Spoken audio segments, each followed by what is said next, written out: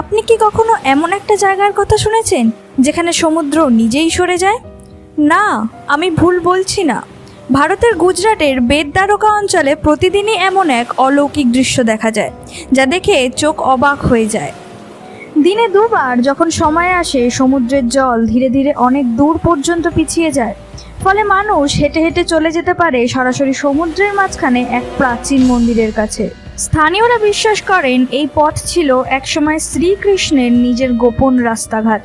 তারা বলেন শ্রীকৃষ্ণ নিজেই এখানে হাঁটতেন, আর আজও এই ঐতিহাসিক পথ আমাদের জন্য খুলে দেয় সমুদ্র।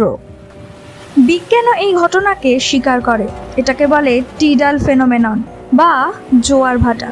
কিন্তু বেতদ্বারকায় এই ঘটনা এতটাই নাটকীয় যে দেখলে মনে হয় প্রকৃতিই জাদু করছে। তাই একদিকে ইতিহাস, অন্যদিকে বিজ্ঞান, এই সমুদ্রের রহস্য এক অনন্য অভিজ্ঞতা এনে দেয়। এই ধরনের আরও অদ্ভুত এবং চমকপ্রদ ফ্যাক্ট দেখতে আমাদের চ্যানেলটি সাবস্ক্রাইব করুন। কমেন্টে জানান আপনি কোন বিষয়ে আরও ফ্যাক্ট জানতে চান।